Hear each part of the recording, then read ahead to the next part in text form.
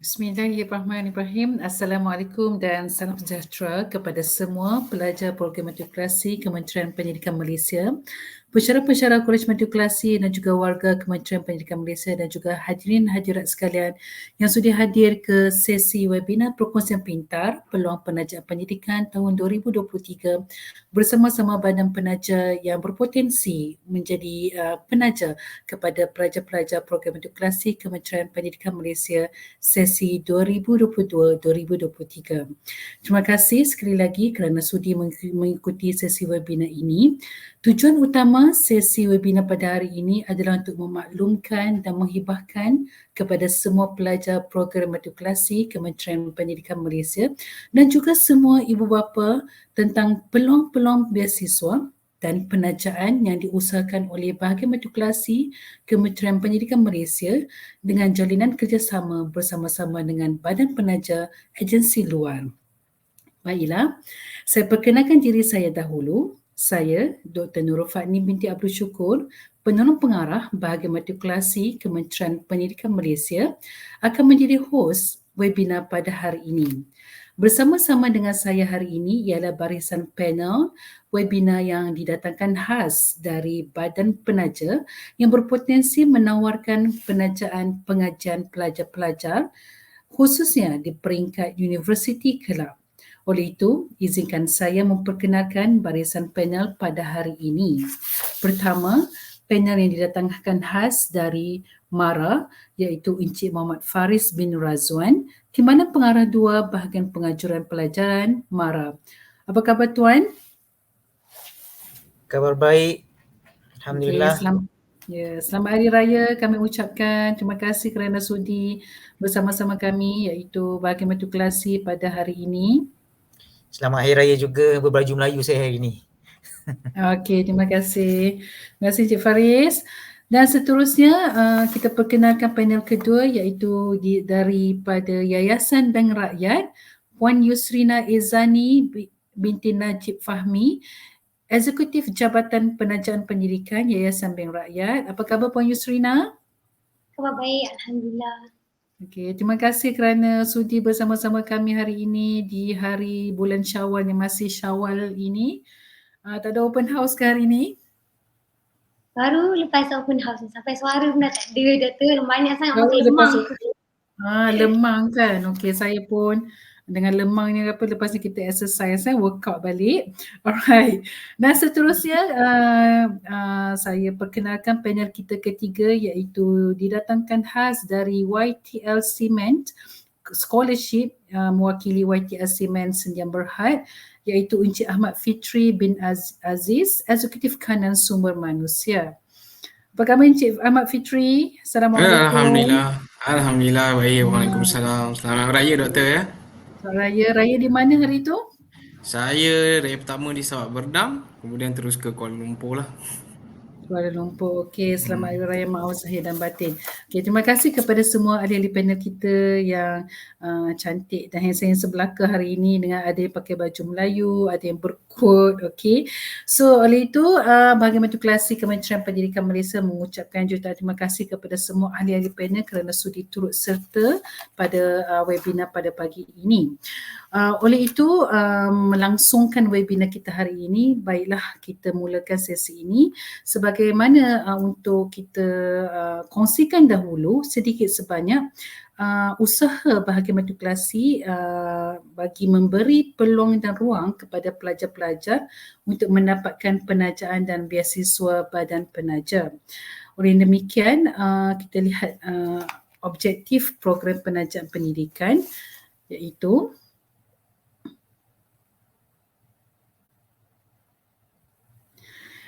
ia merupakan satu program jalinan strategi antara KPM dengan agensi awam dan badan korporat bagi penajat pendidikan pelajar cemerlang, program matrikulasi. Tujuannya adalah untuk memberi penajaan iaitu ganjaran kepada pelajar-pelajar cemerlang program matrikulasi sepanjang tempoh pengajian di program matrikulasi. Dan objektif utamanya adalah untuk saya sharekan dahulu. Okey. Okey, dia tak boleh nak ni, kita tidak mengapa. Objektifnya adalah untuk memberi laluan kerjaya dan juga untuk memberi penajaan kepada pelajar-pelajar kita. Okey, so ianya berselaras dengan Pelan Transformasi Program Matrikulasi iaitu 2021 sehingga 2025, iaitu untuk memberi meningkatkan lagi bilangan pelajar cemerlang mendapat penajaan di peringkat matrikulasi dan juga di peringkat universiti. Terdapat 3 kategori yang diusahakan oleh program matrikulasi untuk memastikan pelajar-pelajar ini mendapat penajaan, iaitu pelajar-pelajar yang cemerlang untuk lepasan SPM yang belajar di Kolej Matrikulasi iaitu kategori A. Kategori B untuk pelajar cemerlang lepasan program matrikulasi untuk mendapat penajaan di universiti kelak, dan kategori C khusus khas kepada pelajar jurusan perekonomian profesional JP Pro yang di Kolej Matrikulasi Selangor untuk mendapat penajaan sepanjang di program matrikulasi dan juga di universiti kelak. Selain daripada itu, bila kita melihat kepada program penaja pendidikan, program matrikulasi ini, badan-badan penaja yang berpotensi sehingga 2023 tahun ini adalah datang daripada pelbagai badan penaja yang kami telah membuat jalinan bersama-sama. Datang daripada Yayasan Pelajaran MARA, Petronas, JPA, Yayasan Bank Rakyat, MARA, Samdarbi, Yayasan Samdarbi, YTL Cement, Yayasan Peneraju Pendidikan Bumi Putra. Pada hari ini kami nak kumpulkan semua tidak boleh, tetapi yang sangat bertuah hari ini kita boleh berkumpul bersama-sama dengan badan penaja daripada MARA, Yayasan Bank Rakyat dan juga YTL Cement. Terima kasih sekali lagi diucapkan kepada badan-badan penaja yang boleh hadir hari ini untuk kita berkongsi sama-sama peluang-peluang penajaan pendidikan. Okey, oleh yang demikian kita terus ke sesi pertama kita, iaitu sesi peluang penajaan oleh badan-badan penaja. Oleh itu sesi pertama ini kita akan mulakan dengan Yayasan Bank Rakyat. Tanpa membuang masa lagi, saya menjemput Puan Yusrina Ezani Najib Fahmi, Eksekutif Jabatan Penajaan Pendidikan Yayasan Bank Rakyat, yang akan berkongsi beasiswa yang akan ditawarkan kepada pelajar program matrikulasi bagi pengajian ijazah pertama di universiti dalam negara. Dipersilakan Puan Yusrina. Baik, terima kasih Puan Moderator Dr. Nurul Fatmi binti Abdul Syukur atas penerangan dan kesudian menjemput Yayasan Bank Rakyat bagi sesi webinar perkongsian Pintar Peluang Penajaan Pendidikan tahun 2023. Baik, sebelum saya mulakan, saya ingin memperkenalkan lagi sekali diri saya. Nama saya Yusrina Izani binti Najib Fahmi.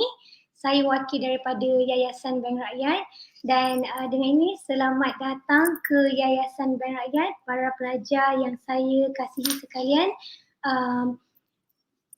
badan penajaan yang lain, pensyarah dan lain-lain. Okey, walaupun kita tidak dapat bertemu secara virtual bersama dengan para pelajar sekalian, tapi alhamdulillah kita dapat perkongsian secara online sedikit info berkenaan dengan penajaan. Okey, jadi sebelum tu saya akan perkenalkan sedikit pengenalan berkenaan Yayasan Rakyat, di mana Yayasan Rakyat telah ditubuhkan pada 16 Mei 2007 yang mana YBR sangat komited dalam membantu rakyat Malaysia yang kurang berkemampuan, terutama kepada ahli-ahli bank rakyat dan anak-anak bank rakyat dalam bidang pendidikan dan pembangunan modal insan. Jadi setakat sehingga Mac 2023, YBR telah menaja seramai 6,675 pelajar bagi meneruskan pengajian ke peringkat IPT dan juga IPTS dengan jumlah keseluruhan tajaan melebihi 130 juta. Untuk makluman juga para pelajar sekalian, pada tahun 2022 seramai 576,373 orang penerima manfaat melalui pelbagai inisiatif korporat sosial yang telah dijalankan oleh Yayasan Bank Rakyat.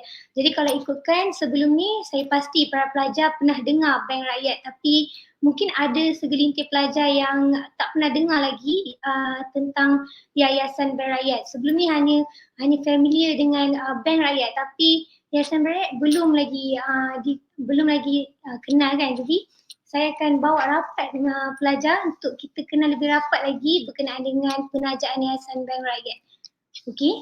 Jadi untuk makluman semua, Yayasan Bank Rakyat telah ditubuhkan setelah satu perwakilan mesyuarat agung yang mana pada tahun 2005 di mana ia bersetuju untuk menyusulkan bahawa Bank Rakyat menubuhkan sebuah tabung pendidikan. Dari situlah dari hasil perbincangan dan persidangan tersebut, maka tertubuhlah sebuah tabung pendidikan yang dikenali sebagai Yayasan Bank Rakyat, yang mana ini berfungsi sebagai sebuah entiti yang berasingan daripada operasi Bank Rakyat. Jadi Bank Rakyat kebiasaannya kita familiar bahawa Bank Rakyat ni adalah sebuah institusi perbankan, manakala bagi Yayasan Bank Rakyat adalah suatu penubuhan foundation lah, penajaan pendidikan khususnya. Okey.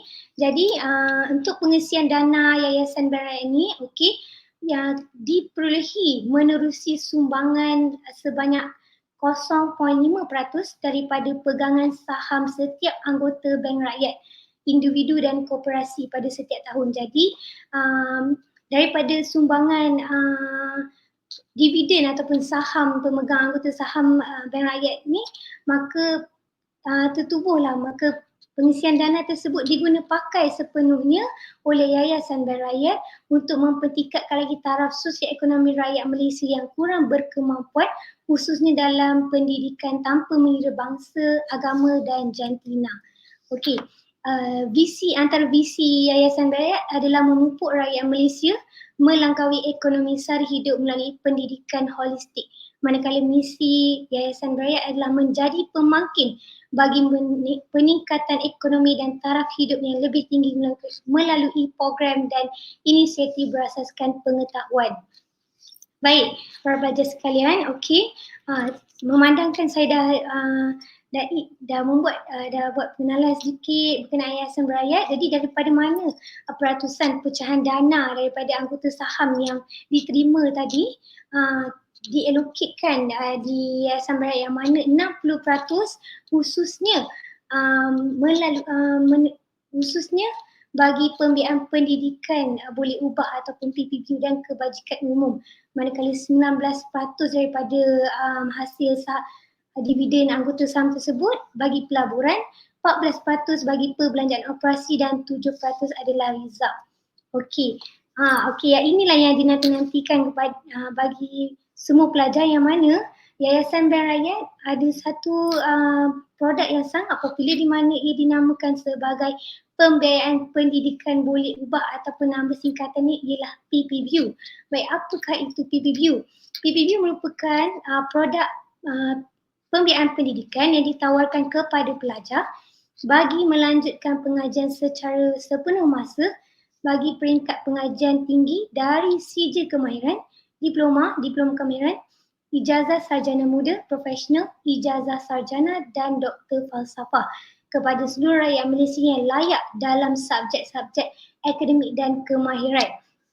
Okey, untuk makluman semua, okey, penajaan PPBU ini dibuka kepada pelajar yang ingin melanjutkan pengajian bagi bidang semua bidang, kecuali antara dua bidang yang tidak ditaja oleh Yayasan Bank Rakyat. Antaranya ialah pertama penerbangan, dan juga yang kedua ialah medical lah ataupun doktor.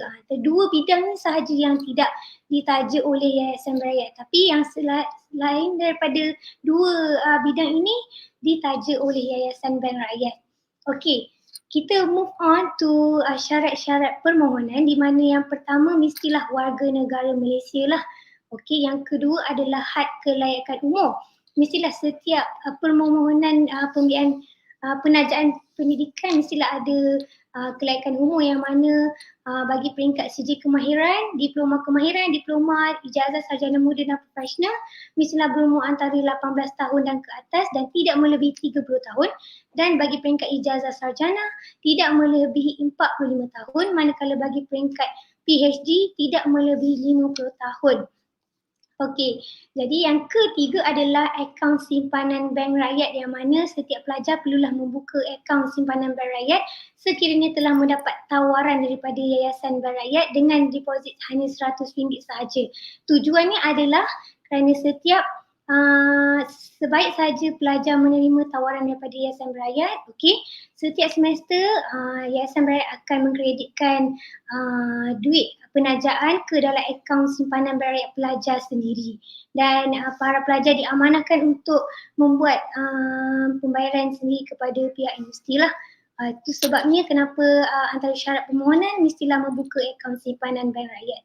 Okey, alright, kita move on to syarat-syarat kelayakan akademik, yang mana kalau kita tengok dalam kotak ni, bagi peringkat pengajian, mungkin kita boleh skip kepada peringkat ijazah sarjana muda lah, memandangkan saya pasti para pelajar sekalian sekarang berada di program matrikulasi, jadi kita terus skip kepada peringkat pengajar ijazah sarjana muda, yang mana kelayakan akademiknya mestilah lulusan matrikulasi atau kelulusan lepasan asasi ataupun diploma ataupun STPM dengan memperolehi CGPA 3 pointer dan ke atas.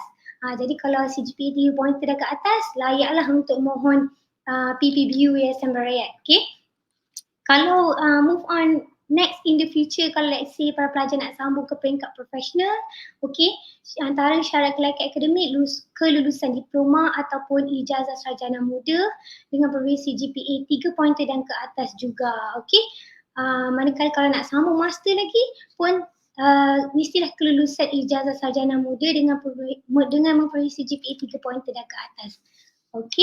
Manakala bagi peringkat PhD mestilah mempunyai kelulusan ijazah sarjana dengan mencapai CGPA 3 pointer dan kelulusan ijazah sarjana muda CGPA 3.75 dan ke atas.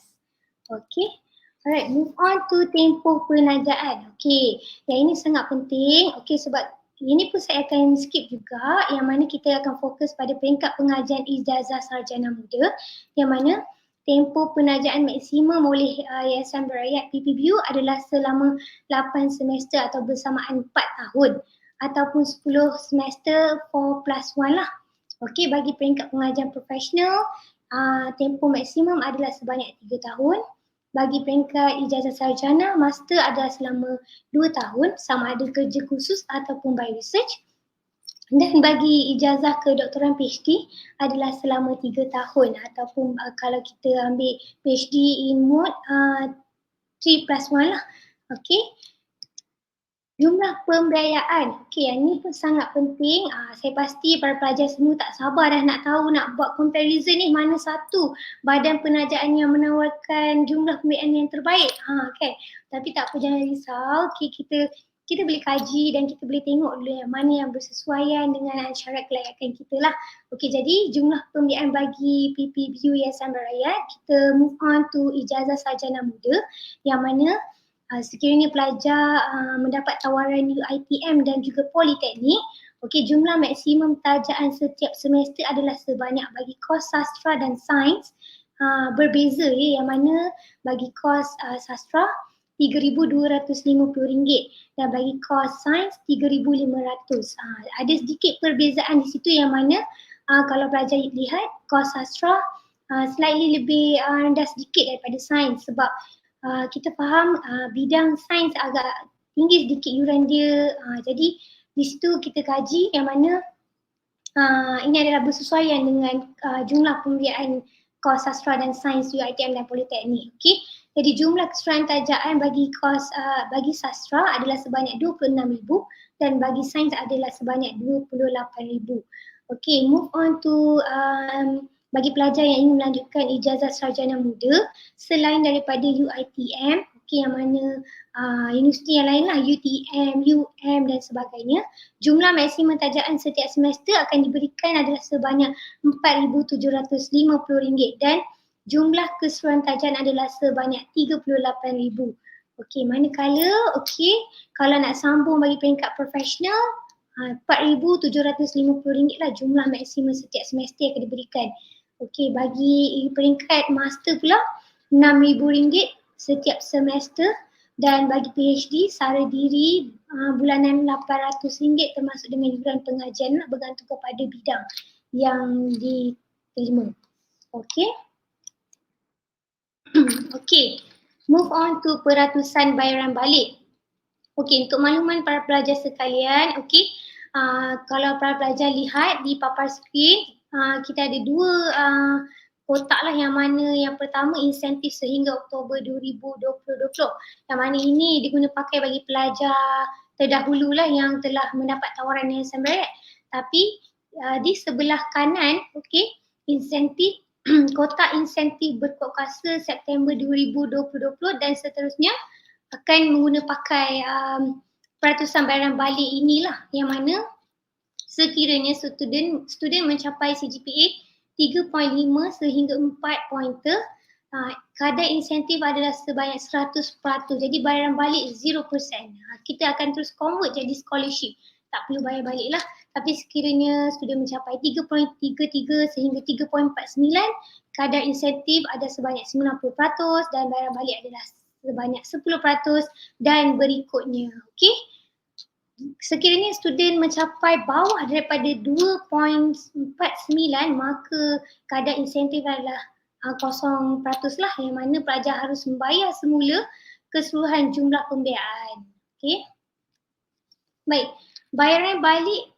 Ini adalah peratusan bayaran balik untuk PhD dan juga ijazah sarjana lah. Sedikit info kepada pelajar yang mana kalau nak sambung PhD soon, later nanti, mana tahu kan, insyaAllah ada rezeki.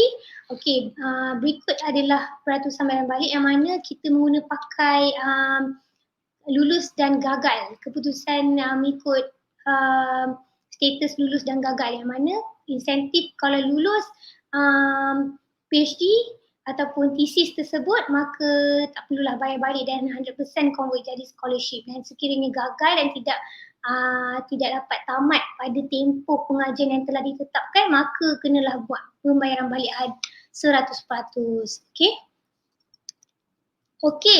Berapakah kadar faedah yang dikenakan? Untuk makluman para pelajar sekalian, PPBU Yayasan Berhayat menawarkan 0% kadar keuntungan, yang mana zero interest lah, yang mana setakat mana yang ditawar, jumlah pembiayaan yang ditawarkan oleh Yayasan Berhayat, setakat itulah yang pelajar perlu bayar balik mengikut peratusan bayaran balik CGPA pelajar sendiri at the end of the semester. Maksudnya at the end of the semester, kalau student mencapai 3.5 dan ke atas, maka 100% jadi scholarship. Tapi kalau below than that, refer baliklah table peratusan bayaran balik tadi mengikut jumlah pembiayaan yang ditawarkan. Saya harap semua clear. Jadi bilakah tarikh permohonan PPBU tahun 2023?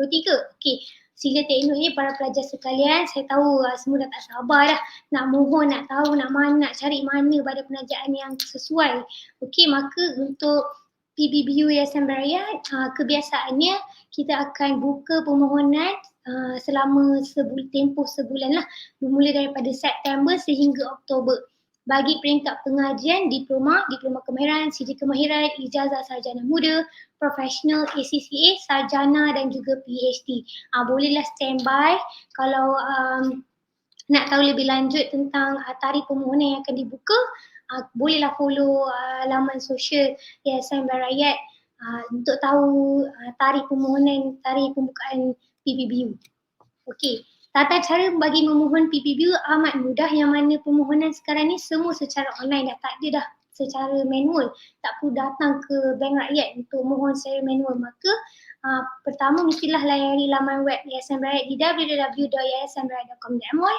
Yang kedua, pastikan pelajar mendapat surat tawaran universiti terlebih dahulu sekiranya pelajar tidak ada surat tawaran universiti, maka tak bolehlah nak membuat permohonan PPBU sebab langkah yang kedua adalah wajib untuk para pelajar memuat naik surat tawaran universiti. Okey. Yang ketiga, okey, yang mana pelajar perlulah memuat naik segala dokumen sokongan yang diperlukan mengikut langkah-langkah dan butiran yang diperlukan nantilah.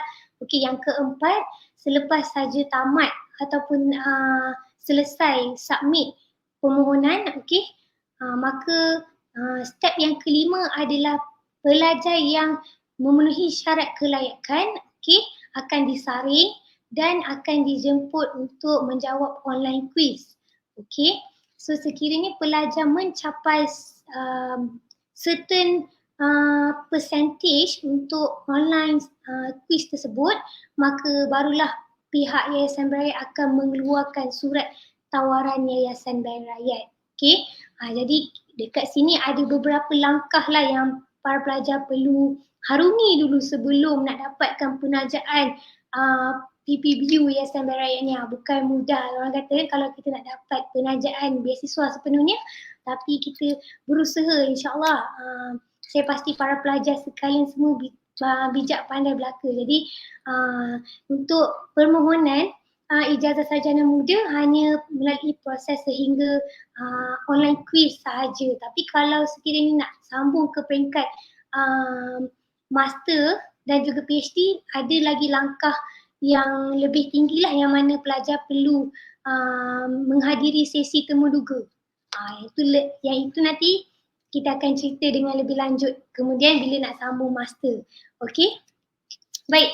Maka sedikit begitulah antara info berkenaan dengan PPBU. Okey, selain daripada itu, Yayasan Bank Rakyat juga menganjurkan beberapa program yang mana dia dikenali sebagai Didik Rakyat, Tuition Rakyat, Icon, Community Heroes, Nuri Lab, SDP, Talent Rakyat Pro 7 dan lain-lain lah. Okey, mari kita lihat antara aktiviti dan juga program yang dianjurkan oleh Yayasan Rakyat. Antaranya ialah Didik Rakyat, yang mana Didik Rakyat adalah sebuah program kolaborasi bersama Berita Harian yang telah memberi manfaat kepada lebih 250 orang pelajar di seluruh negara termasuk di Sabah dan Sarawak sejak diperkenalkan pada tahun 2003. Yang mana objektif utama seminar ini adalah untuk membantu pelajar membuat persiapan awal bagi menghadapi peperiksaan akhir UPSR dan SPM. Ini adalah pada tahun sebelum ni lah, tapi kalau ikutkan pada tahun yang akan datang ni UPSR dan juga SPM, UPSR dah tak ada kan, jadi kita masih juga meneruskan juga program Didik ini, tapi kita more to seminar persiapan awal lah peperiksaan. Okey, next ialah program Tuition Rakyat, yang mana kita anjurkan kelas tambahan yang dijalankan selama 4 hingga 6 bulan disediakan khusus kepada pelajar yang bakal menghadapi peperiksaan akhir lah. Okey, yang mana kita kumpulkan, ia dikendalikan kumpulan guru berdedikasi dan berpengalaman. Kita akan Yayasan Rakyat bergerak dari satu sekolah ke satu sekolah untuk mengajukan program Tuition Rakyat ni. Okey, seterusnya program Icon Live Up the Dreams, yang mana kita Yayasan Rakyat memanggil antara selebriti ikon terkenal, antaranya ialah Ustaz Don, bagaimana kita memupuk, bertujuan memupuk keyakinan serta inovasi, motivasi diri di kalangan pelajar, khususnya bagi pelajar yang nak menghadapi peperiksaan akhir lah.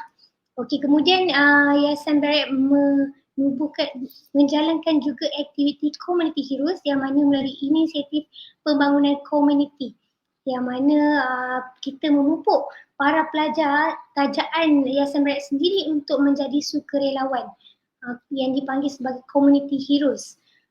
Objektifnya utama adalah untuk memberi motivasi kepada generasi muda serta berkongsi dalam diri mereka berperanan sebagai ejen perubahan kepada masyarakat dan negara. Okey, seterusnya ialah program Nuri Lab, yang mana yang ini adalah antara program yang famous juga di Yayasan Rakyat, yang mana dikenali sebagai program bas bergerak Nuri Yayasan Bank Rakyat. Okey, yang mana bas ini akan bergerak dari satu sekolah ke satu sekolah ataupun institusi daripada sekolah rendah sehingga ke universiti sebagai platform terbaik untuk merapatkan lagi kerjasama lah antara sekolah dan juga yayasan berakyat. Antaranya ialah platform terbaik lah untuk pelajar tajak yayasan berakyat. Okey, antara program pembangunan yang dijalankan. Okey, seterusnya ialah Talent Rakyat Pro-2G, yang mana program Talent Rakyat Pro-2G berasaskan latihan keusahawanan selama 6 bulan bertujuan untuk membantu para graduan yang masih lagi belum mendapat pekerjaan. Dari program Talent Rakyat Pro-2G ini dapatlah kita menarik minat dan juga memupuk keyakinan diri para graduan yang masih lagi belum mendapat pekerjaan untuk menyesuaikan diri di alam pekerjaan kelak.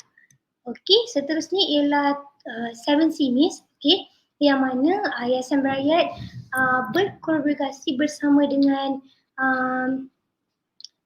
sekolah-sekolah, okey, yang mana kita pupuk para pelajar dalam kejohanan bola sepak. Okey, merupakan kerjasama lah antara KPM dan juga Bank Rakyat dan juga Yayasan Berakyat, yang mana ia diperkenalkan dengan objektif utama bagi membangunkan modal insan melalui sukan serta mencungkil bakat sukan dari usia awal. Okey, seterusnya Yayasan Berakyat juga telah menjalankan program Marine Awareness. Yang ini kalau kita tengok daripada bas kepada sukan bola sepak di Padang, dan kemudian Yayasan Berakyat juga menjalankan aktiviti di lautan, yang mana objektif utama program ini adalah untuk memelihara biodiversiti. Kebanyakannya program yang dijalankan oleh Yayasan Berakyat, kita akan panggil pelajar-pelajar tajaan Yayasan Berakyat sendiri untuk menjalankan program ini bagi kita merapatkan lagi dan juga memperkasakan pengurusan terumbu karang dan juga mengamalkan gaya hidup mesra alam di lautan. Okey, untuk maklumat para pelajar sekalian, Yayasan Berakyat juga mempunyai sebuah perpustakaan yang dipanggil sebagai Serambi Ilmu Rakyat ataupun SER, yang mana dia terletak di tingkat 7 Menara Kembar Bank Rakyat, yang mana SER merupakan singkatan bagi Serambi Ilmu Rakyat. Okey, yang mana ia beroperasi pada 30 Jun 2015, yang mana SER membawa motor secara maya, multimedia dan bercetak. Untuk maklumat para pelajar sekalian, sekiranya anda mendapat tawaran penajaan PPBU kelak, okey, antara wajib yang pelajar perlu mendaftar adalah sebahagiannya ialah untuk menjadi ahli Serambi Ilmu Rakyat. Okey, dekat dalam nanti Serambi Ilmu Rakyat kita akan guide lah pelajar, sebab kita ada satu platform yang mana kita panggil satu platform digital database, yang mana kita Yayasan Berakyat memberi pelajar untuk akses beribu jurnal dan juga artikel untuk diperolehi lah.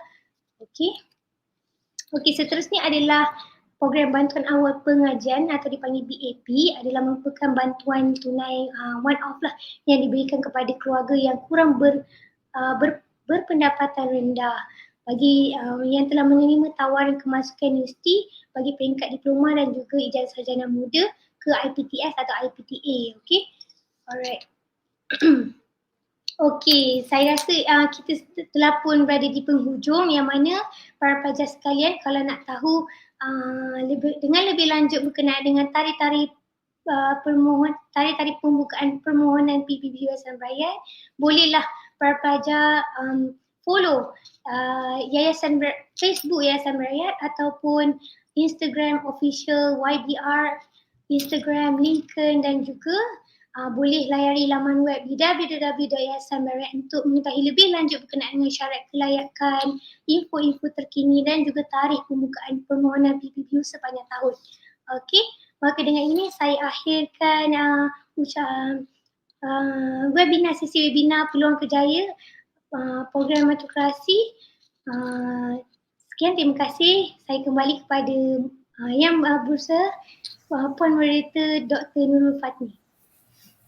Okay, terima kasih Puan Yusrina, sangat lengkap perkongsian yang telah diberikan oleh Puan Yusrina daripada Yayasan Bank Rakyat. Oleh itu untuk pengetahuan semua pelajar-pelajar sekalian, kita telah membuat satu perjanjian dengan Yayasan Bank Rakyat untuk menaja pelajar-pelajar lepasan program matrikulasi kelak bermula 2022 sebenarnya Puan Yusrina, untuk kita pilih yang cream of the cream. Okey, untuk akan ditaja di bawah beasiswa Yayasan Bank Rakyat. Oleh itu, back to media sosial Yayasan Bank Rakyat, boleh lihat tarikh-tarikh yang boleh kita mohon pelajar-pelajar sekalian, especially untuk pelajar untuk masuk universiti di peringkat ijazah, insya-Allah September ni Puan Yusrina. Betul, insya-Allah. Permohonannya. Alright. Okay, terima kasih.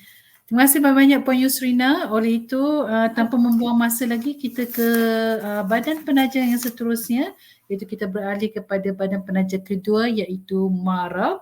Tanpa membuang masa lagi, saya menjemput Encik Muhammad Fariz bin Razwan, Timbalan Pengarah 2 Bahagian Pengajuran Pelajaran MARA untuk berkongsi peluang-peluang penajaan yang ditawarkan oleh MARA untuk pengajian di universiti di dalam dan di luar negara. Dipersilakan Tuan. Okey, Assalamualaikum warahmatullahi wabarakatuh dan selamat pagi. Pertamanya saya mengucapkan berbanyak-banyak terima kasih kepada bahagian matrikulasi Kementerian Pendidikan Malaysia KPM atas jemputan bagi sesi webinar berkaitan dengan peluang penajaan pendidikan kepada pelajar program matrikulasi sesi 2022-2023. Jadi saya Muhammad Fariz bin Razwan, Timbalan Pengarah 2 Bahagian Penganjuran Pelajaran, Ibu Pejabat MARA. Pada hari ini saya akan berkongsi sedikit berkaitan dengan informasi berkaitan dengan program-program penajaan yang bersesuaian dengan pelajar-pelajar lepasan matrikulasi lah. Okey. Sedikit intro berkaitan dengan bahagian penganjuran pelajaran. Bahagian ini ataupun BPP menyediakan kemudahan pinjaman pelajaran kepada pelajar Bumiputera yang layak sama ada di institusi pengajian dalam dan luar negara, dan kita menaja pelajar-pelajar Bumiputera yang layak ini dalam pelbagai peringkat, bermula daripada peringkat persediaan, diploma, ijazah pertama, ijazah sarjana, doktor falsafah dan juga bagi-bagi program pakar dan juga profesional. Okay. So visi kita di BPP ini adalah menjadi penggerak yang unggul dalam memperkasakan modal insan sejajar dengan keperluan negara.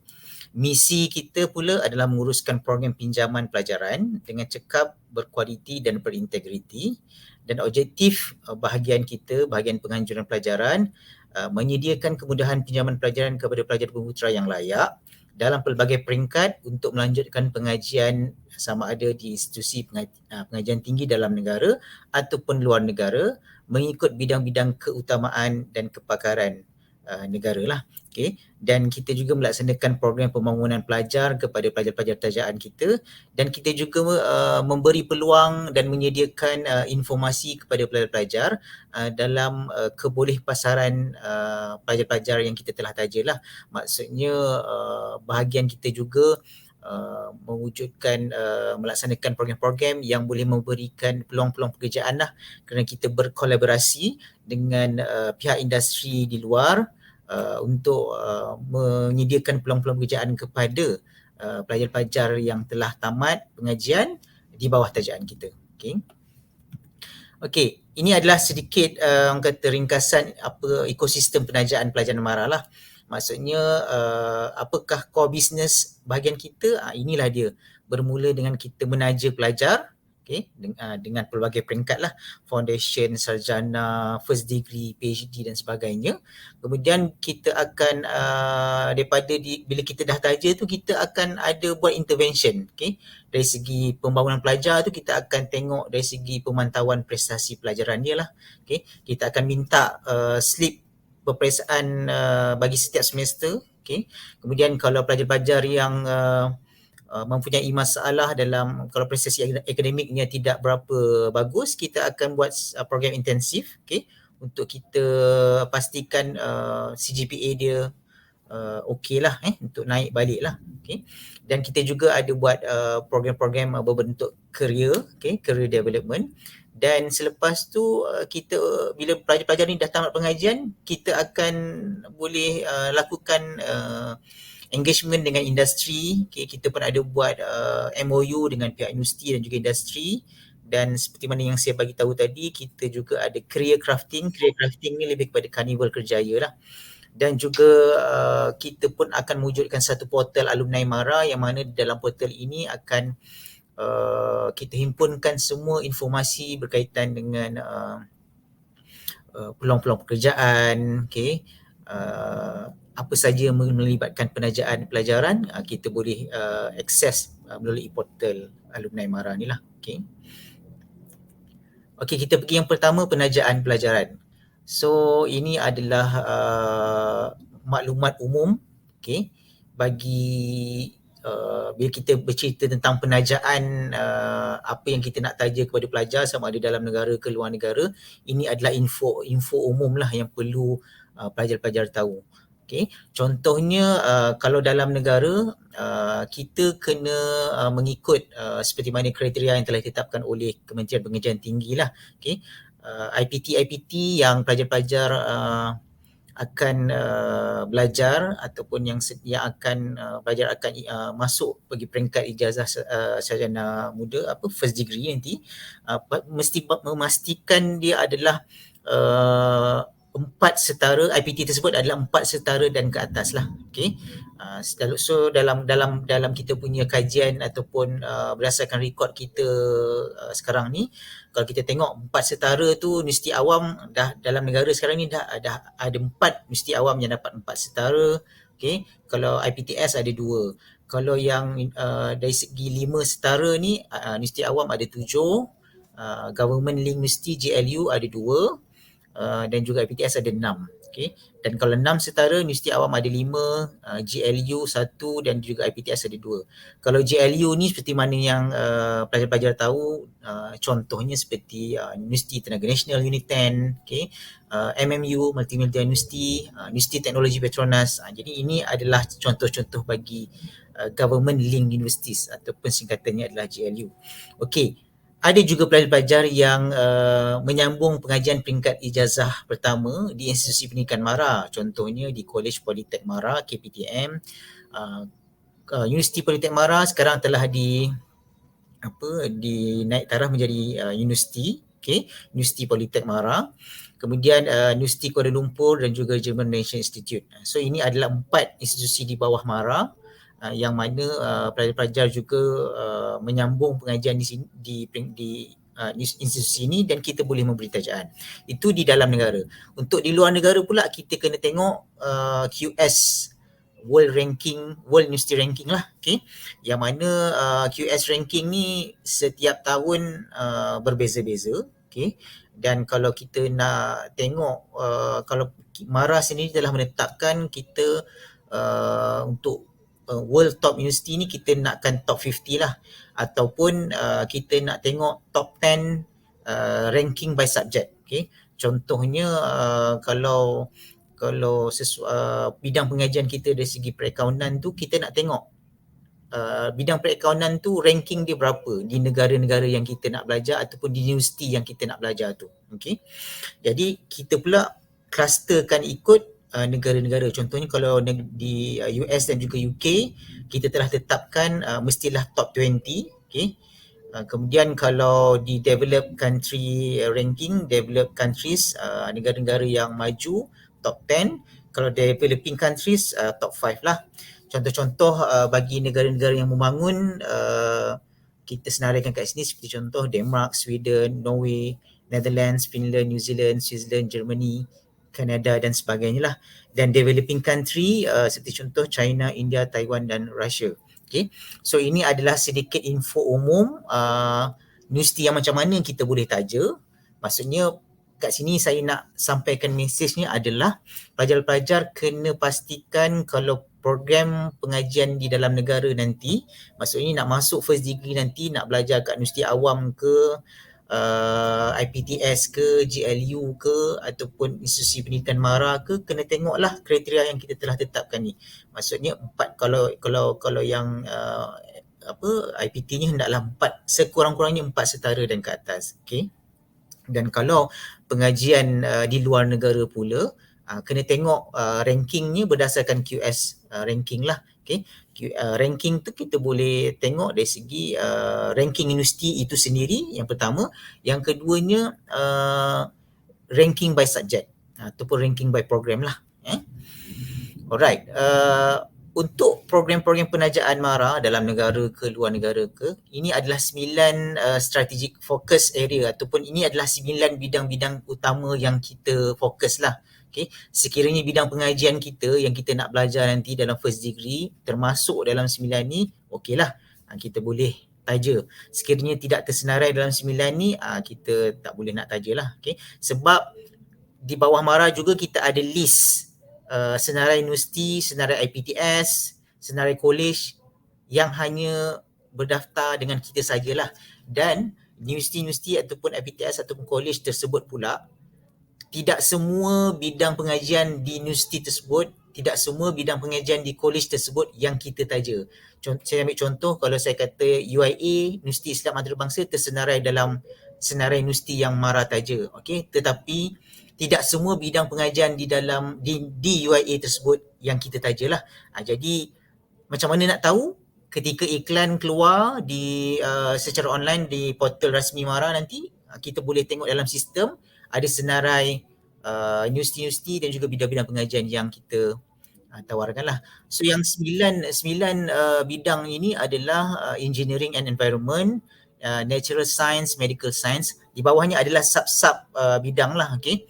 Kemudian kita ada transport, vehicle design and engineering, kita ada food security, accounting and finance, kita juga ada economy, business and management. Kita juga fokus kepada creative design, kita juga fokus kepada IT and computer science, dan juga kita fokus kepada build professionals lah. Okay. So ini adalah 9 bidang yang MARA fokus untuk kita bagi tajaan. Okay. Okay, kita pergi yang pertama. Ini saya terus spesifikkan kepada program-program yang sesuai dengan lepasan matrikulasi lah. Okay. Untuk pelajar-pelajar lepasan matrikulasi ni ada 3 program utama yang sesuai untuk mereka apply, iaitu yang pertama ni TESP, yang kedua nanti saya akan terangkan tentang WTU, yang ketiga saya akan terangkan tentang program professional development program lah. Okay, untuk yang TESP ni Tertiary Education Sponsorship Program. So program ni memang sesuai untuk pelajar-pelajar lepasan matrikulasi, kerana yang ini adalah untuk penajaan bagi pelajar-pelajar peringkat ijazah pertama.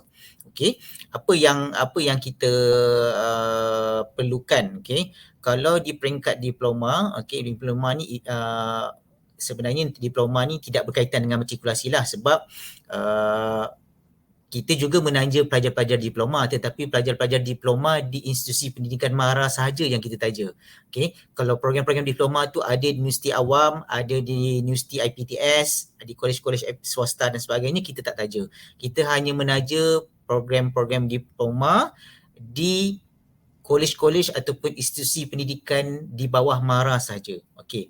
Jadi yang sesuai untuk pelajar-pelajar lepasan matrikulasi ni adalah untuk yang peringkat ijazah pertama lah. Jadi apa syarat akademik yang kita nak daripada pelajar lepasan matrikulasi adalah kita nak tengok SPM, lulus SPM dan termasuk kepujian dalam subjek Bahasa Melayu, dan CGPA di peringkat asasi ke, peringkat matrikulasi ke, peringkat persediaan ke, STPM ke, diploma ke, kita nakkan CGPA dia sekurang-kurangnya 3.0 lah. Okay. Itu adalah CGPA yang kita tetapkan. Dan selain daripada syarat akademik, kita pun nak tengok dari segi pendapatan keluarga, okay, kelayakan SES lah. SES ni bermaksud status socio-ekonomi status, okay. Yang mana kalau pelajar tu nak mendapat, kalau pelajar tu layak untuk ditaja secara penuh ni maksudnya melibatkan allowance sara hidup dan juga yuran pengajian serta allowance lain yang berkaitan, kita kena tengok pendapatan ibu bapanya adalah 12,000 dan ke bawah. Maksudnya pendapatan ibu bapanya bila dicampurkan kedua-duanya, kalau jumlahnya 12,000 dan ke bawah, ataupun kita boleh tengok pada borang BE iaitu pendapatan bercukai tahunan 150,000 dan ke bawah, pelajar tersebut layak untuk mendapat pinjaman penuh, yang mana saya cakap tadi penuh ni maksudnya dia akan dapat allowance sara hidup dan juga dia layak untuk ditaja dari segi yuran pengajian dan juga allowance lain yang berkaitan. Tetapi sekiranya pendapatan ibu bapanya setelah dicampurkan jumlahnya RM12,001 ke atas sehingga RM20,000, okay, ataupun kalau kita tengok pada borang BE dia,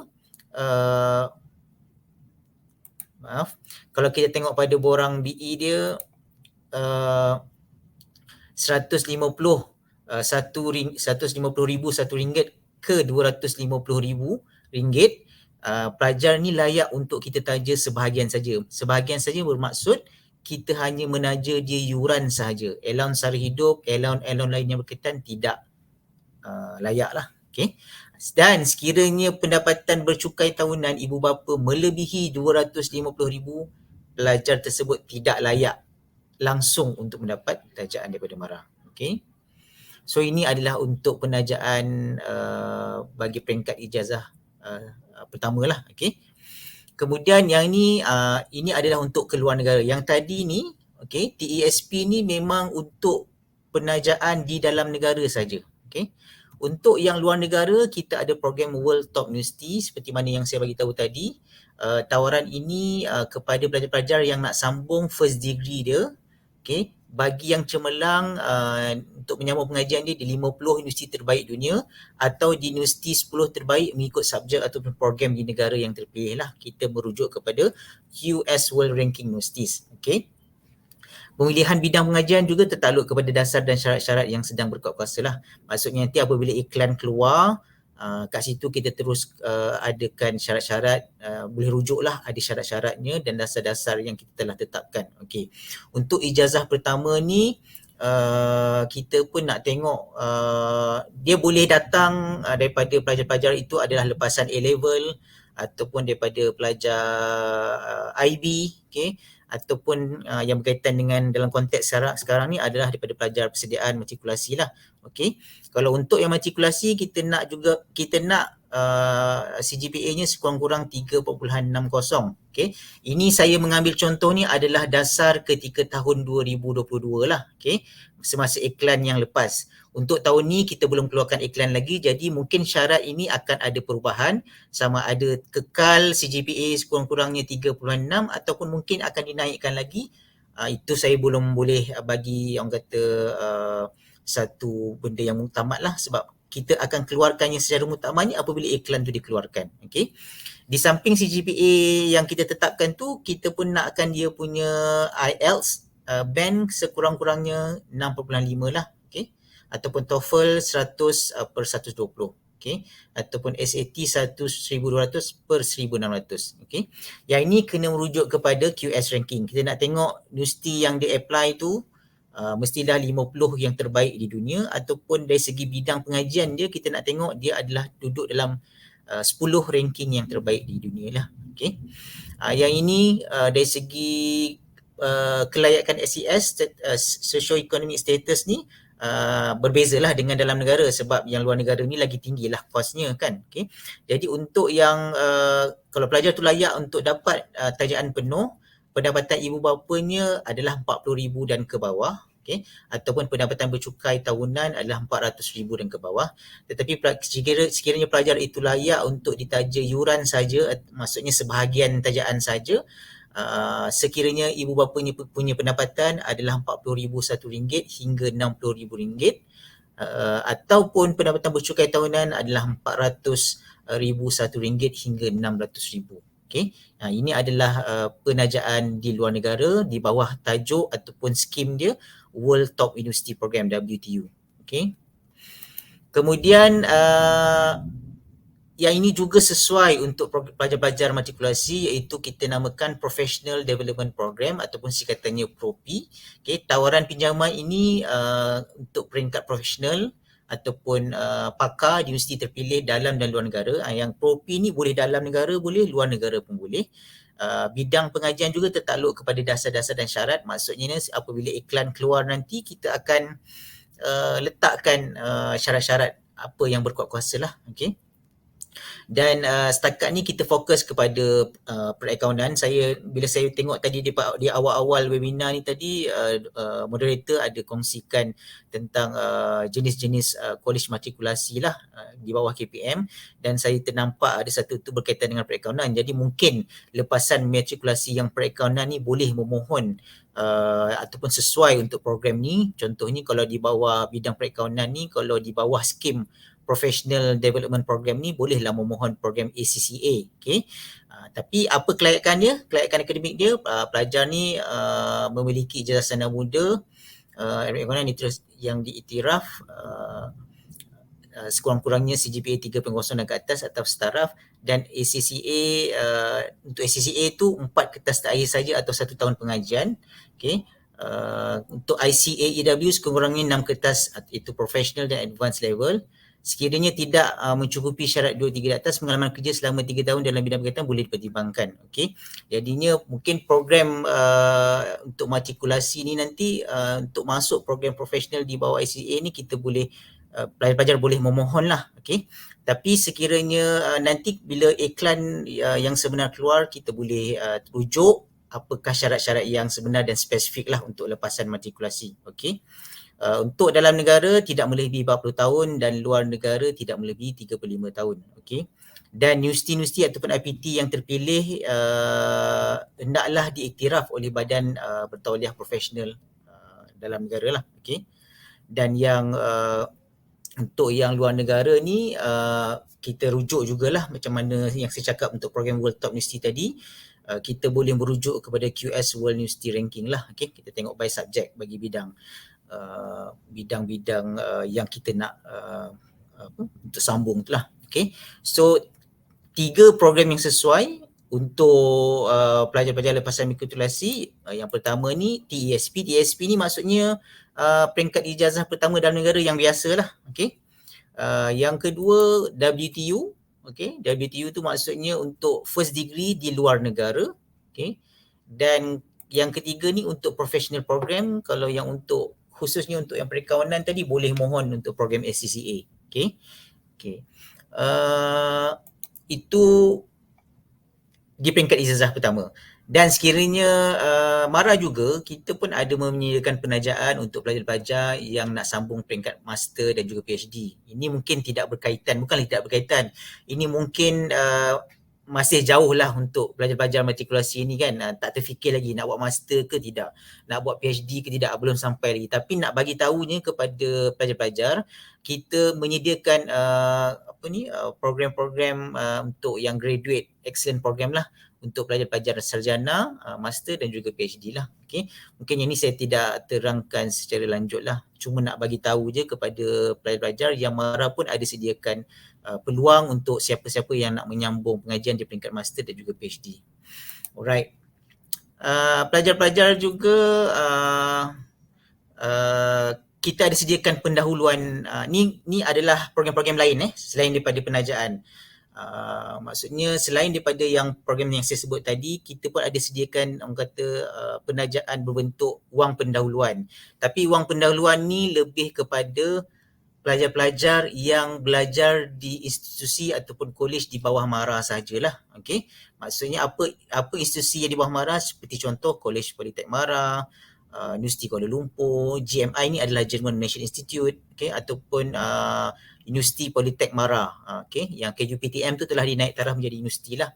Jadi pelajar-pelajar yang menyambung pengajian peringkat ijazah pertama nanti di kolej-kolej ataupun institusi di bawah MARA saja yang layak untuk memohon wang pendahuluan ni. Okay. Kemudian itu dari segi penajaan.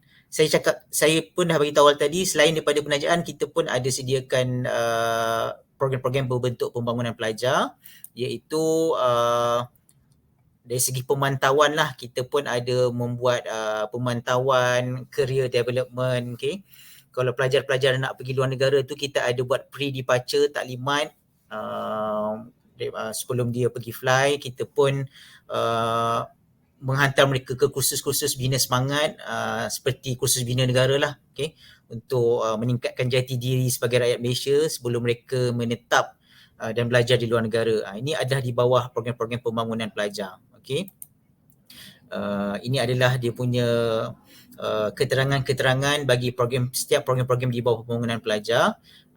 Yang saya cakap kata juga, kita pun menyediakan peluang-peluang pekerjaan kepada lepasan-lepasan yang kita dah taja ni, yang dah habis, yang dah grad ni. Kita bagi lagi pula peluang pekerjaan, bukanlah MARA bagi peluang pekerjaan. MARA menyediakan info-info peluang pekerjaan dengan membuat satu karnival kerjaya yang mana kita collaborate dengan pihak industri lah, okay? Yang kita ada buat MOU dengan industri dan sebagainya. Jadi kita buat satu karnival kerjaya, jadi kita ajak balik pelajar-pelajar yang kita dah taja ni, yang dah habis belajar, untuk mendapatkan info tentang kerjaya dan boleh membantu mereka dalam mencari pekerjaan lah, okay? So ini adalah beberapa program di bawah cawangan pengurusan dan pembangunan bakat. Ini adalah contoh-contoh gambar ataupun event-event yang kita dah buat, okay? Engagement bersama KPMG Malaysia, engagement bersama KUPTM, okay? Kemudian kita pun membuat lawatan industri ke kilang, okay? Perbincangan bersama pihak industri, okay? Kita pun buat MOU, okay? Dan kita pun ada buat taklimat berkaitan dengan program kolaborasi antara MARA dan juga pihak industri, okay? Karnival kerjaya ni kita tahun lepas kita buat secara fizik, tahun ni kita buat fizikal, yang tahun lepas pun kita ada buat selain daripada fizikal, kita pun ada buat secara virtual, okay? Ini adalah career crafting ni lah yang saya katakan adalah ada karnival kerjaya, yang mana kami fokuskan kepada pelajar-pelajar yang dah tamat pengajian, kami tak lepaskan macam tu, okay? Pelajar-pelajar yang dah taja ni, dah tamat pengajian, kita buat lagi satu, kita bantu lagi pelajar-pelajar ni dengan mencari pekerjaan dengan buat satu karnival kerjaya yang dipanggil career crafting lah, okay? So yang ini kita banyak berkolaborasi dengan pihak-pihak industri lah, okay? Yang kita telah buat tahun lepas, dan tahun ni, awal tahun itu pun kita buat, okay? Awal tahun kita buat di Pantai Timur, dan bulan Mac hari tu kita buat di zon utara lah, okay? So ini adalah senarai-senarai industri yang kita collaborate untuk dalam program Karnival Kerjaya, nak bagi info kepada pelajar-pelajar yang dah habis untuk datang ke Karnival Kerjaya dan boleh memohon untuk mendapatkan pekerjaan, okay? Dan MARA sendiri, kalau kita alert, kita ni setiap tahun memang ada buat Karnival Pendidikan MARA, okay?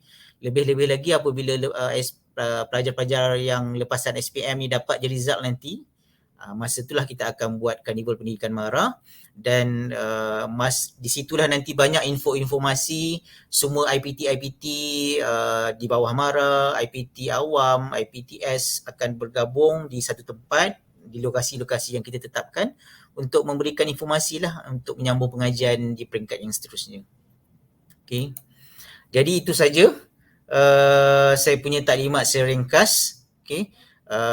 Cuma saya nak tegaskan setiap program penajaan itu ada syarat-syarat khususnya yang pelajar-pelajar boleh rujuk ketika iklan tu keluar.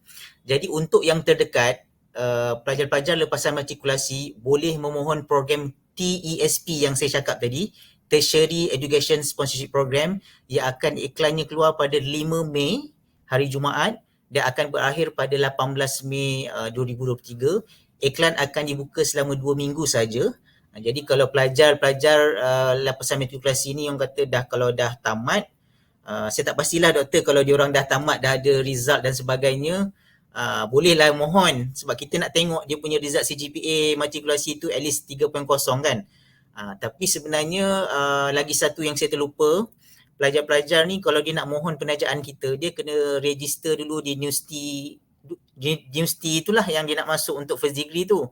Kena dapat offer letter daripada universiti tu. Baru dia boleh mohon penajaan. Jadi sekiranya pelajar tak sempat untuk iklan bulan 5 ni, kita keluarkan iklan TESP sekali lagi pada bulan September ataupun Oktober. Jadi pelajar-pelajar boleh semak. Okay. Maksudnya iklan kita 2 kali setahun, bulan Mei sekali, September kali kedua.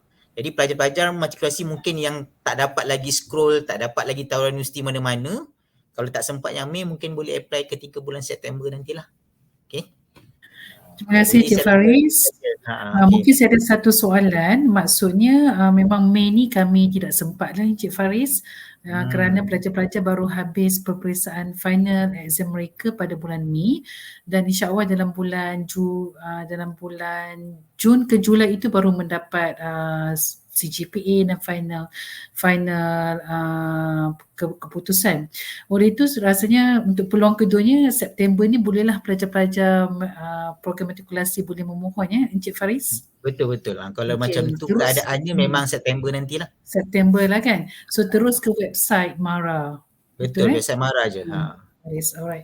Okay, terima kasih banyak-banyak diucapkan kepada Encik Muhammad Faris atas perkongsian sebentar tadi.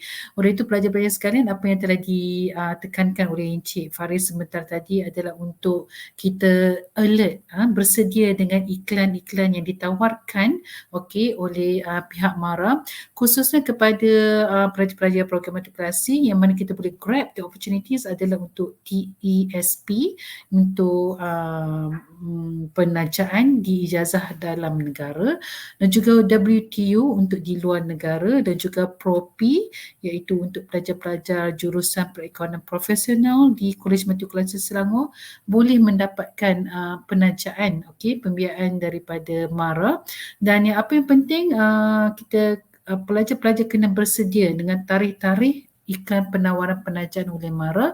Bahagian matrikulasi akan membantu untuk menghibahkan tarikh-tarikh tersebut, tetapi apa yang perlu pelajar-pelajar usahakan adalah untuk memohon secara individu kepada pihak MARA selepas ini.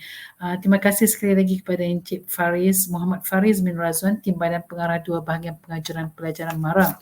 Seterusnya, tanpa membuang masa lagi, kita jemput Encik Ahmad Fitri bin Aziz, Eksekutif Kanan Sumber Manusia YTL Simen Sedia Berhad, yang khusus akan membicarakan peluang penajaan yang ditawarkan oleh YTL Simen Sedia Berhad khas kepada pelajar program matrikulasi yang bercita-cita untuk melanjutkan pengajian di bidang kejuruteraan di Universiti Kelab. Dipersilakan Cik Fitri. Baik, Assalamualaikum dan salam hormat dan serta salam Malaysia pada ni.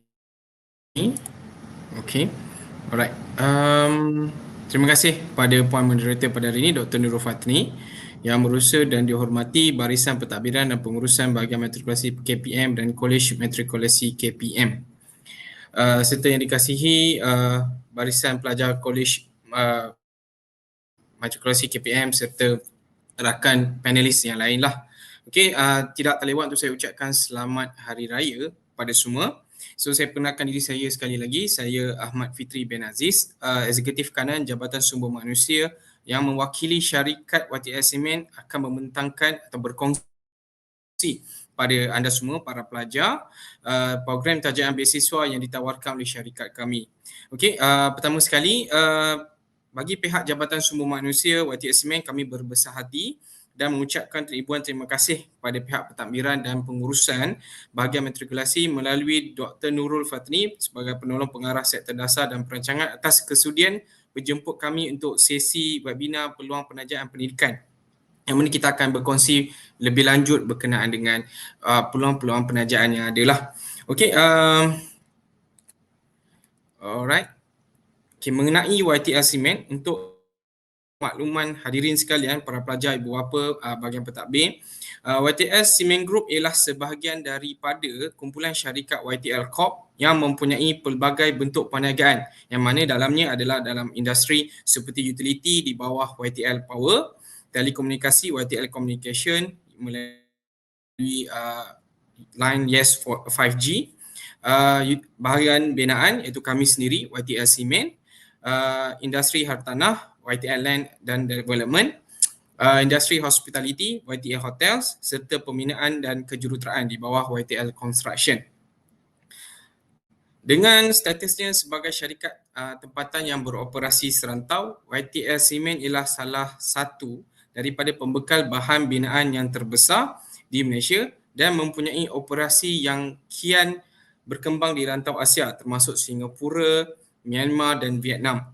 Selain daripada pengeluar simen terbesar negara. YTL Simen juga merupakan pengeluar konkrit terbesar, pengeluar agregat pembinaan kuari terbesar, mempunyai perniagaan dry mix. Dry mix ni ialah simen campuran dan juga yang terbesar dan peneraju industri pemprosesan bersama. Okey, seterusnya saya nak berkongsi sedikit berkenaan dengan video pendek berkenaan YTL Simen lah. So untuk tuan-tuan dan puan-puan hadirin sekalian nampak lebih jelas apa itu YTL Simen. Playing an active role in the development of the country's construction landscape. Today, our wide network of operations extends across the region and beyond our borders, serving customers and supporting the construction needs of nations. Through our work and operations, we are dedicated to balancing the interests of people and the planet, and are guided by our 4 sustainability pillars: helping build greener, operating sustainably, operating responsibly, and building capacity and the community. We have launched our roadmap to achieving our carbon neutrality aspiration by 2050. Our range of eco-products is engineered to foster environmentally preferred features of green construction. EcoCem, our low-carbon cement solution, is made with 20 to 50% lower CO2 emission. EcoConcrete, our green concrete contains 20 to 60% less embodied carbon. EcoSand, our high-quality engineered sand, negates environmentally destructive sand mining in its production. Eco Dry Mix, our green premix product range. To support the industry's transition to sustainable construction, we host the YTL Cement Seminar Series, which is focused on knowledge sharing and is a platform for discussions around innovation and progress. Within our operations, we are investing in improving productivity and efficiency, increasing the use of alternative fuel and alternative raw materials, and investing in waste heat power generation and solar power for clean energy. The mission of our dedicated CSR arm, Builds, extends beyond business objectives to meet our other goals. Our work is guided by 3 pillars: community, sustainability, and potential. Some of our projects include Gotong Royong Cleanup by employees and partners, our biodiversity conservation initiatives, and the YTL Cement Scholarship Scheme. At YTL Cement, we believe that building a nation is not just about having world-class infrastructure, but investing in its people, builders of the community. Everyone can be a builder, and we look forward to building better together.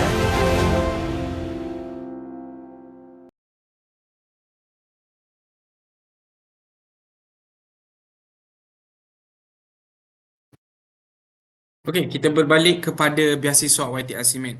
Untuk maklumat hadirin sekalian, beasiswa YTL Simen adalah satu bentuk tajaan kewangan yang ditawarkan kepada para pelajar jurusan kejuruteraan yang melanjutkan pelajaran ke peringkat sarjana muda di universiti tempatan, sama ada awam dan swasta lah.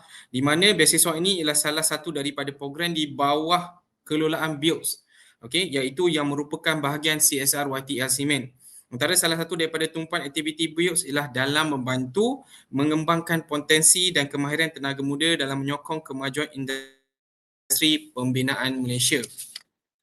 Okey, bagi para pelajar Kolej Matrikulasi yang berminat untuk memohon tajaan beasiswa YTL Simen, terdapat beberapa prasyarat permohonan untuk anda penuhi yang telah ditetapkan oleh syarikat YTL Simen lah. Yang pertama, mendapat sekurangnya 7A di peringkat SPM. Kedua, lulus dengan grade purata terkumpul 3.5 di peringkat STPM, matrikulasi KPM, program asasi, A-level, diploma atau setaraf. Yang ketiga, aktif dalam aktiviti kokurikulum atau sukan dan mempunyai sifat kepimpinan. Yang keempat, mendapat tawaran sepenuh masa di peringkat sarjana muda daripada universiti tempatan. Terbuka kepada para pelajar jurusan kejuruteraan mekanikal, kejuruteraan elektrikal ataupun elektronik dan kejuruteraan kimia. Untuk bagi kita ada terdapat dalam lebih kurang 10 universiti yang menjadi keutamaan untuk kami tawarkan beasiswa ni lah. Yang pertama Universiti Malaya, yang kedua Universiti Kebangsaan Malaysia, yang keempat yang ketiga Universiti Putra Malaysia, yang keempat Universiti Malaysia Perlis, Universiti Sains Malaysia, Universiti Malaysia Pahang, Universiti Tunku Abdul Rahman, Universiti Teknologi Malaysia, Universiti Tun Hussein Onn Malaysia dan Universiti Teknikal Malaysia. Ini adalah untuk universiti yang kami beri keutamaan lah untuk tajaan beasiswa ini. Sebagai tambahan, permohonan beasiswa YTS IMEN untuk makluman semua juga, permohonan beasiswa YTS IMEN akan dibuka bermula pada 1 Jun 2023 sehingga 31 Ogos 2023. So kita bagi dalam tempoh 3 bulan untuk mohon menerusi laman sesawang YTS IMEN Briefs lah, scholarship. Nanti kita akan maklumkan. Hanya pemohon yang lulus temuduga akhir saja akan ditawarkan beasiswa ini serta allowance pengajian sehingga RM12,000 setahun akan diberikan untuk tempoh 4 tahun sesi pengajian termasuk perbelanjaan penempatan, perjalanan dan lain-lain berkaitan. Okey, untuk adik-adik kolej matrikulasi tahun akhir yang akan mengambil peperiksaan dalam bulan Mei atau Jun ini nanti, anda boleh mohon je dulu, tak ada masalah. Dan then nanti kita akan prosesnya bermula Oktober nanti. So let's say anda diterima dan mencukupi syarat-syarat permohonan yang akan diterangkan seperti nanti, ada prosesnya. Walaupun tak dapat lagi keputusan universiti, anda masih boleh mohon untuk dapatkan tempat dalam permohonan. It's meaning that kita nak ada beberapa sesi lagi lah. Okay. Okay, terma dan syarat beasiswa. Seterusnya untuk makluman semua, terdapat terma dan syarat yang perlu dipatuhi oleh kesemua yang berjaya mendapat tawaran beasiswa YTS IMEN sepanjang tempoh pengajian anda, di mana para penerima perlu menamatkan pengajian mengikut kalender akademik yang telah ditetapkan. Kemudian, tidak boleh mengubah kursus pengajian tanpa kelulusan terdahulu daripada syarikat.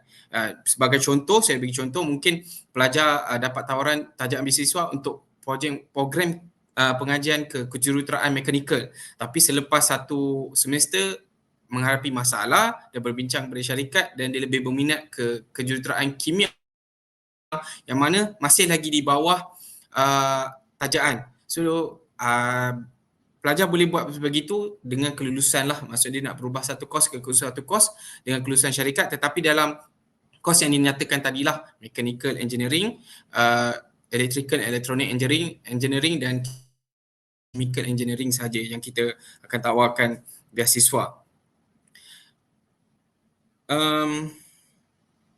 Para pelajar mesti memaklumkan kepada syarikat keputusan peperiksaan pada setiap semester serta mendapat sekurangnya GPA 3.5 pada setiap semester. Hanya sekali sahaja peluang diberikan jika gagal mendapat GPA 3.5 sepanjang pengajian. Antara terma dan syarat yang lain, disebabkan terjaminnya pekerjaan, anda perlu berkhidmat selama 4 tahun di syarikat YTS IMEN atau subsidiarinya sejurus tamat pengajian serta mematuhi kesemua terma dan syarat yang ditetapkan dalam perjanjian. Kita ada agreement dan ada perjanjian, dan dalam perjanjian ada maklumat lebih lanjut lah bagi mereka yang layak menerima beasiswa. Kegagalan untuk mematuhi terma dan syarat yang telah ditetapkan akan menyebabkan penamatan serta merta beasiswa dan para pelajar perlu membayar balik jumlah beasiswa yang telah diterima dan kadar bunga sebanyak 10% akan dikenakan. Okey, kita ke proses permohonan dan pemilihan. Untuk makluman hadirin sekalian, terdapat beberapa proses permohonan dan pemilihan yang perlu dilalui oleh para pelajar sebelum ditawarkan beasiswa YTS IMEN. Proses yang pertama, pelajar haruslah mengisi permohonan secara dalam talian dengan melayari laman sesawang kami dan melengkapkan borang permohonan bersama dokumen-dokumen yang diperlukan.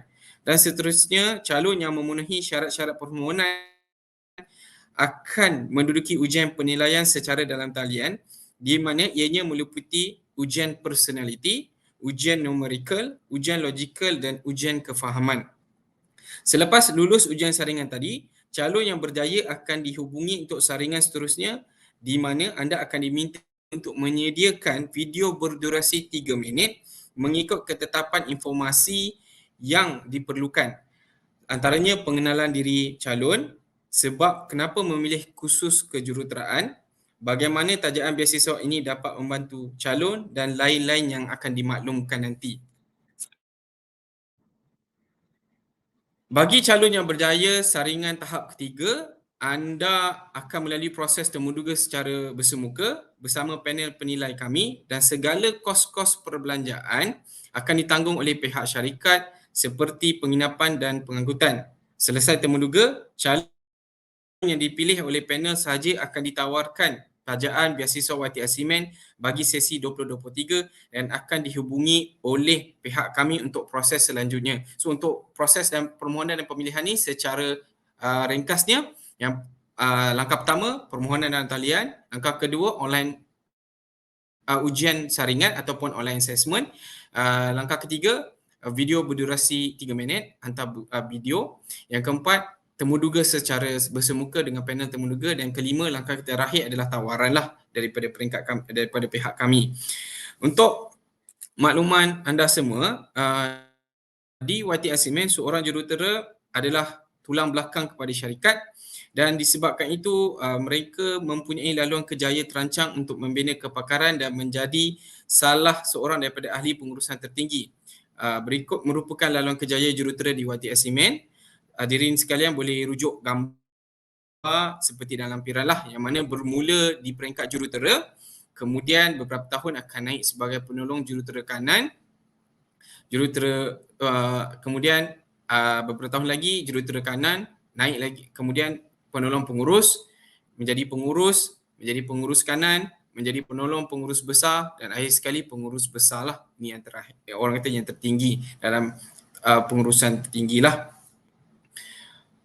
Sebelum mengakhiri perkongsian ini atau pembentangan ini, saya paparkan kepada semua soalan-soalan lazim untuk lebih memahami perkara penting berkaitan beasiswa YTR Simen ini. Mungkin para hadirin boleh ambil masa untuk membaca sendiri. Kita ada 5 soalan-soalan lazim, daripada kelayakan untuk mohon beasiswa YTR Simen, kelayakan minimum kelayakan untuk kursus pengajian, kelayakan minimum untuk mohon beasiswa YTR Simen, jumlah tajaan YTR Simen, ikatan perjanjian atau pekerjaan, dan yang terakhir adalah peluang pekerjaan lah di YTR Simen.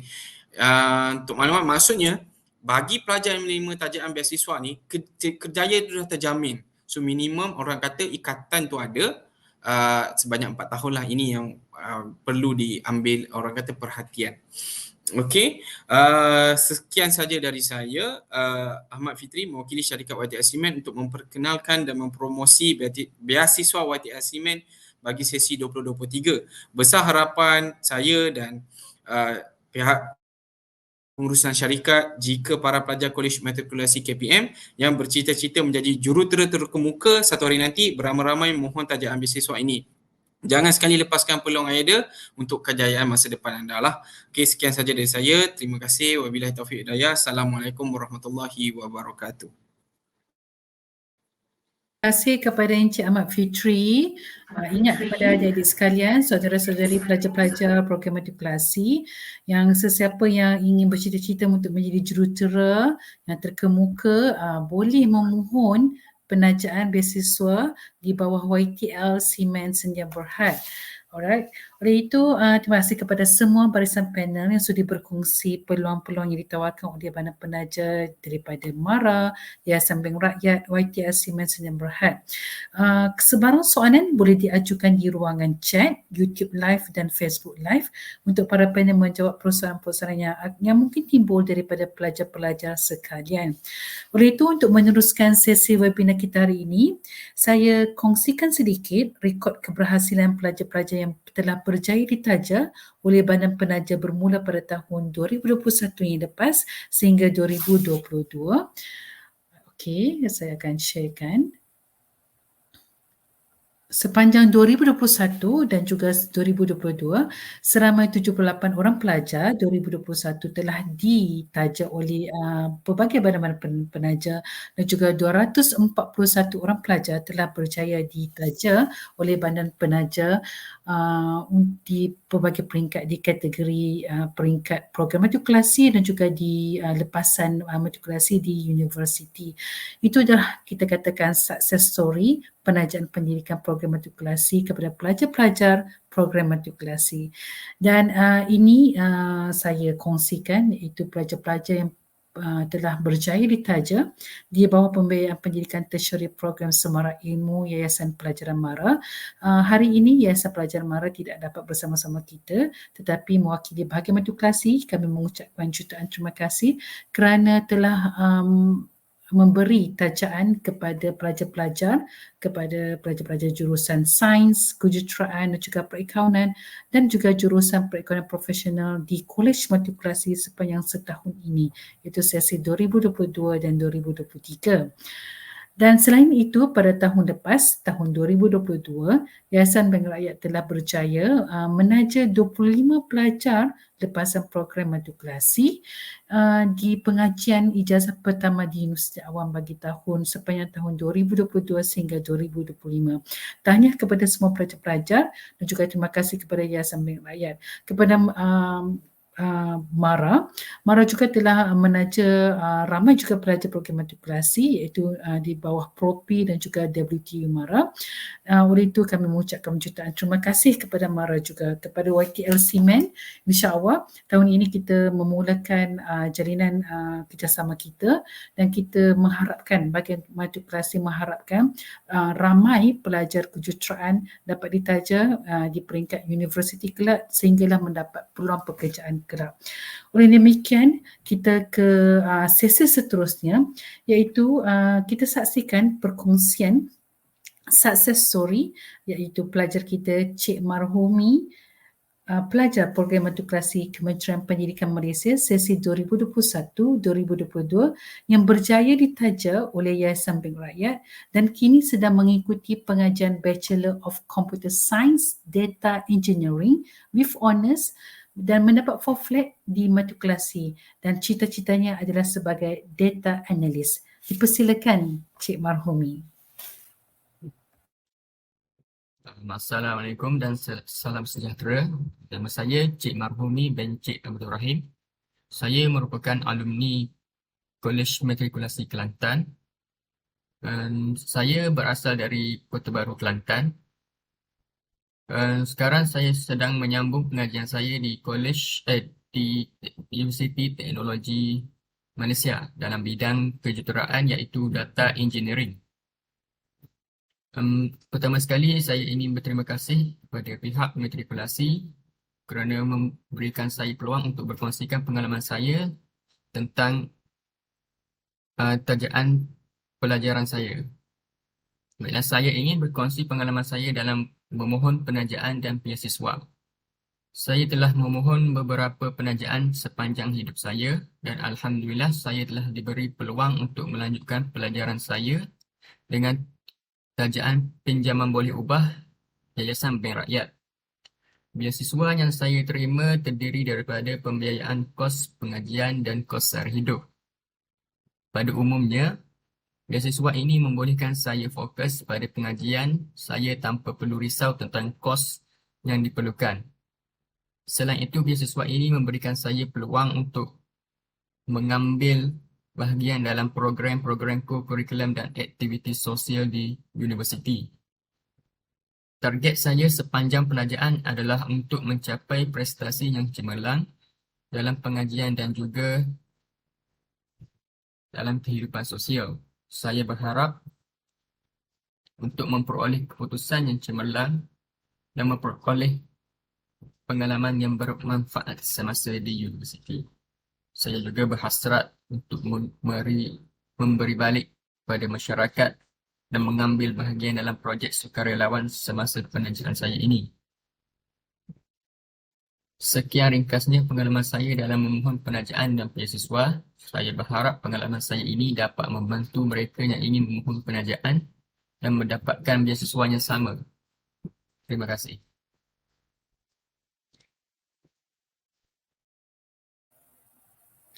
Terima kasih Cik Marhumi. Itulah kita katakan sebagai pelajar kita, pelajar lepasan program matrikulasi yang berjaya mendapat 4 flat dan telah berjaya ditaja oleh Yayasan Bank Rakyat, dan kami bahagian matrikulasi mengucapkan jutaan tahniah dan selamat maju jaya kepada Cik Marhumi dan juga rakan-rakan yang lain yang telah ditaja oleh Yayasan Bank Rakyat sepanjang pengajian di peringkat ijazah sarjana muda.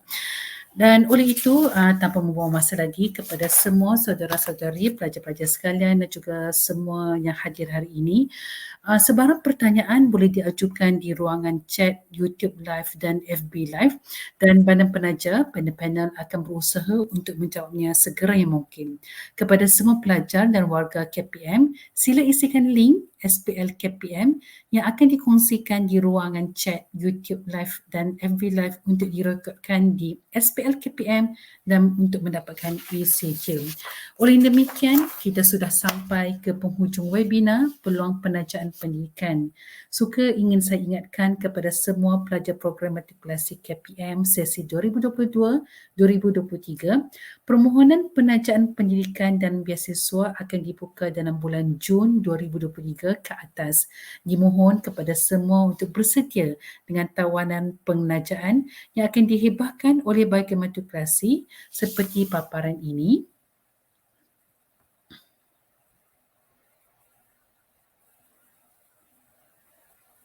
Bandar-bandar penaja yang berpotensi kepada pelajar-pelajar lepasan program matrikulasi, bolehlah pelajar-pelajar sekalian memohon kepada Yayasan Bank Rakyat, MARA dan juga sebentar tadi YTL Cement, dan Yayasan Pelajar MARA dan juga MARA ini kita boleh, pelajar-pelajar boleh memohon melalui bahagian matrikulasi dengan memohonnya di platform Matrik Taja yang akan dibuka ketika pada Jun 2023 ke atas untuk Yayasan Pelajar MARA pada September, YTL Cement Scholarship Jun 2023, Yayasan Bank Rakyat Ogos 2024 dan juga WTV MARA dan ataupun Propi MARA akan diusahakan pada Ogos 2024. Oleh demikian, pelajar boleh memohon melalui sistem matrik taja ini yang mana kita melihat iaitu pelajar-pelajar boleh mendapat akses kepada program penajaan pendidikan program matrikulasi, dan kami akan hubungkan kepada badan-badan penaja yang akan memilih anda sebagai pelajar-pelajar di bawah penajaan. Oleh itu, tanpa membuang masa lagi, sesi webinar kita sudah di penghujungnya. Terima kasih kepada semua ahli panel badan-badan penaja hari ini, Encik Muhammad Faris daripada MARA yang masih bersama-sama kita. Terima kasih. Puan Yusrina Izani dari Yayasan Bank Rakyat dan Encik Ahmad Fitri bin Aziz dari YTL Cement Sdn Bhd. Kepada semua, sampai ketemu di webinar ketiga seterusnya yang akan diadakan pada 11 Mei 2023 jam 4 petang bagi hebahan hala 7 pelajar program matrikulasi KPM berkelak seperti yang dipaparkan di slide sekarang. Dan sampai jumpa kita di lain masa. Terima kasih dan selamat maju jaya. Assalamualaikum warahmatullahi wabarakatuh.